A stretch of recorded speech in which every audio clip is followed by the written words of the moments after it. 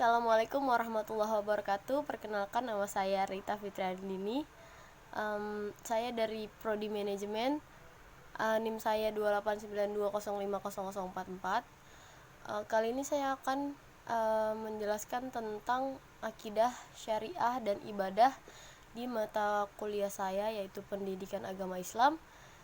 Dosen pengampu saya Bapak Aden Sudarman, SAG MPD. Yang pertama yaitu ada akidah. Secara etimologi atau lugatan, akidah berakar dari kata akadah,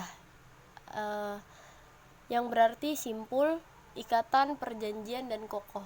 Setelah terbentuk menjadi akidah, yang berarti keyakinan, relevansi antara arti kata akdan dan akidah adalah keyakinan.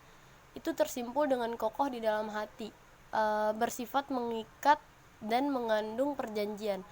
Secara terminologis atau istilah terdapat beberapa definisi, antara lain menurut Hasan al-Banna seperti yang tertera di PPT saya, yang artinya adalah akidah adalah beberapa perkara yang wajib diyakini keberadaannya oleh hatimu, mendatangkan ketentraman jiwa, menjadi keyakinan yang tidak bercampur sedikit pun dengan ragu-raguan. Selanjutnya yaitu menurut Abu Bakar Jabir al-Jazairi, yang artinya akidah adalah sejumlah kebenaran yang dapat diterima secara umum oleh manusia berdasarkan akal, wahyu, dan fitrah, atau kebenaran itu dipatrikan oleh manusia di dalam hati serta diyakini dan kebenarannya secara pasti, dan ditolak segala sesuatu yang bertentangan dengan kebenaran itu. Yang ketiga ada keyakinan tidak boleh bercampur sedikit pun dengan keraguan. Sebelum seseorang sampai ke tingkat yakin, dia akan mengalami terlebih dahulu antara membenarkan dan menolak. Kemudian salah satu lebih kuat sedikit dari yang lain karena ada dalil yang menguatkan. Cenderung menguatkan salah satu karena dalilnya lebih kuat, tapi masih belum bisa menghasilkan keyakinan penuh. Kemudian menerima salah satu dengan sepenuh hati karena sudah meyakini dalil kebenarannya. Keyakinan yang sudah sampai ke tingkat ilmu inilah yang disebut akidah. Selanjutnya ada fungsi dan akidah Islam, yaitu fungsi akidah Islam diantaranya yaitu yang pertama ada sebagai pondasi untuk mendirikan bangunan Islam. Yang kedua, merupakan awal dari akhlak yang mulia. Jika seseorang memiliki akidah yang kuat, pasti akan melaksanakan ibadah yang dengan tertib, memiliki akhlak yang mulia, dan bermutu amalat dengan baik. Yang ketiga yaitu ada semua ibadah yang kita laksanakan, jika tanpa ada landasan akidah, maka ibadah kita tersebut tidak akan diterima. Yang kedua ada peranan akidah dalam Islam, yaitu yang pertama ada akidah merupakan misi pertama yang dibawa para Rasul Allah, dan Allah berfirman, dan sesungguhnya kami telah mengutus Rasul pada tiap-tiap umat untuk menyerukan sembahlah Allah dan jauhilah larangannya. Surah An-Nahl ayat 36. Yang ketiga ada akidah yang benar dibenarkan kepada setiap mukallaf. Nabi bersabda, aku diperintahkan untuk memerangi manusia hingga mereka bersaksi bahwanya tiada sesembahan yang sebenarnya selain Allah dan bahwasannya Muhammad adalah Rasul utusan Allah. Yang keempat ada akidah yang benar merupakan kewajiban manusia seumur hidup. Allah berfirman, sesungguhnya orang-orang yang mengatakan Tuhan kami ialah Allah, kemudian mereka beristiqomah atau teguh dalam pendirian mereka, maka para malaikat akan turun kepada mereka berkata, janganlah kamu merasa takut dan janganlah kamu merasa sedih, dan bergembiralah kamu dengan memperoleh surga yang dijanjikan Allah kepadamu.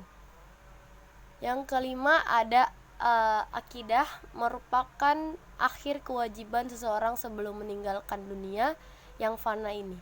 Nabi SAW bersabda, barang siapa yang akhir ucapannya tiada sembahan yang berhak disembah selain Allah, niscaya dia akan masuk surga. Selanjutnya, akidah yang benar telah mampu menciptakan generasi terbaik dalam sejarah umat manusia, yaitu generasi sahabat dan 2 generasi sesusah mereka. Allah berfirman, kamu adalah umat yang terbaik yang dilahirkan untuk manusia. Kamu menyuruh kepada ma'ruf dan mencegah dari yang munkar dan beriman kepada Allah. Selanjutnya yang ketujuh, kebutuhan manusia akan akidah yang benar melebihi segala kebutuhan lainnya karena ia merupakan sumber kehidupan, ketenangan dan kenikmatan hati seseorang.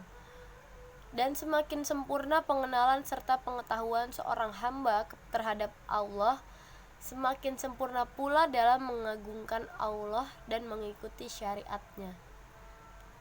Selanjutnya ada akidah atau iman itu mempunyai peranan dan pengaruh dalam hati.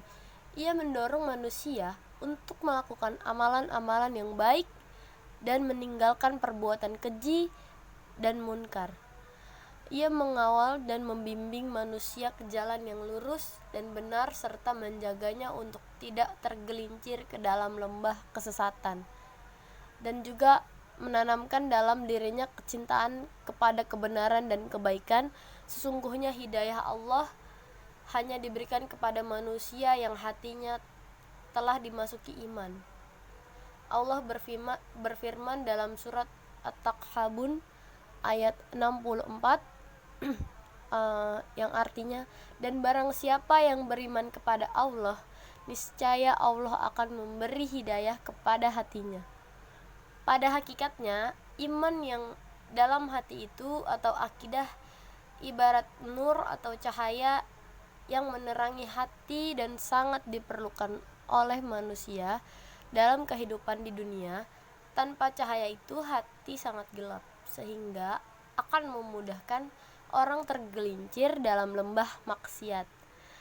Ibarat orang yang berjalan pada waktu dalam malam tanpa waktu atau lampu dan cahaya, ia akan sangat mudah terperosok ke dalam lubang atau jurang. Demikianlah peranan iman yang merupakan bangunan bawah atau fondasi utama dari kepribadian yang kokoh dan selalu mengawal serta membuat hati agar selalu baik dan bersih, sehingga dapat memberi bimbingan bagi manusia ke arah kehidupan yang tentram dan bahagia. Selanjutnya ada ruang lingkup pembahasan akidah.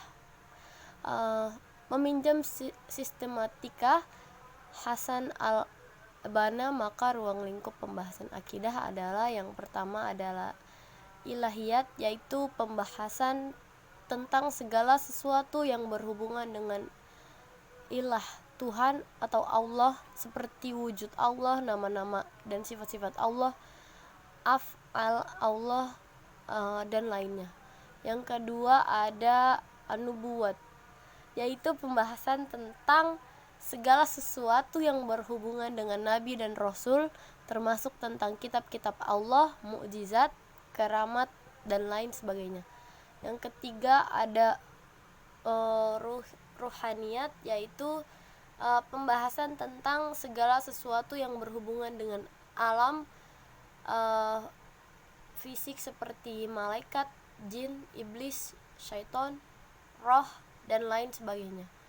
Yang terakhir ada samiyat, yaitu pembahasan tentang segala sesuatu yang hanya bisa diketahui lewat sama'i atau dalil nakli berupa Al-Quran dan Sunnah, seperti alam barzah, akhirat, azab kubur, tanda-tanda kiamat, surga dan neraka dan lain sebagainya. Selanjutnya ada syariah. Syariah itu mempelajari ilmu syariah adalah wajib karena sebagai orang muslim, bagaimana kita mau mengerjakan ibadah bila tidak didasari dengan ilmu syariah? Kita sering mendengar bahwa al-amalu bila ilmin amaluhu mardudadun la yuqbalu. Amal yang dikerjakan tanpa ilmu maka amalannya akan ditolak dan tidak diterima. Syariah maknanya dan dasarnya, yang pertama ada ta'rif syariah, segala perkara yang Allah syariatkan kepada hambanya daripada hukum hakam. Ada diantaranya suruhan dan ada pula larangan. Ada diantaranya yang berkaitan dengan cara beramal dan dimanakan sebagai cabang dan amalan. Ilmu yang berkaitan dengan dinamakan ilmu fiqh, syariah dan hukum. Dan ada pula yang berkaitan dengan dasar amalan, dinamakan sebagai usul dan pengaman. Ilmu yang berkaitan dengannya dinamakan sebagai ilmu kalam, tauhid atau akidah. Yang selanjutnya, yang terakhir, yaitu ada ibadah. Ibadah menurut bahasa artinya taat, tunduk, turut, ikut, dan doa. Dilihat dari segi bentuk dan sifatnya, ibadah dapat dibagi ke dalam 5 kategori, yaitu yang pertama, ibadah dalam bentuk perkataan atau lisan, seperti berzikir, berdoa, memuji Allah dengan mengucapkan alhamdulillah dan membaca Al-Quran. Yang kedua, ibadah dalam bentuk perbuatan yang tidak ditentukan bentuknya, seperti misalnya membantu dan menolong orang lain, mengurus jenazah juga termasuk. Yang ketiga, ada ibadah dalam bentuk pekerjaan yang telah ditentukan wujudnya, seperti sholat, puasa, zakat, dan haji. Ibadah yang cara dan pelaksanaannya berbentuk menahan diri, seperti puasa, iktikaf, berada di dalam masjid dengan niat melakukan ibadah, ihram, siap dalam keadaan suci untuk melakukan ibadah haji atau umroh.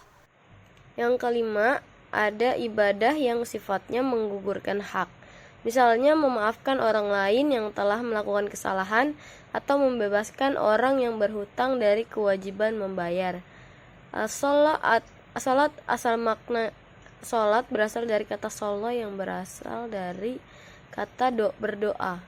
Agama Islam mengajarkan kepada para pemeluknya untuk senantiasa mengingat Allah dengan melakukan sholat. Sekian dari saya. Wassalamualaikum warahmatullahi wabarakatuh.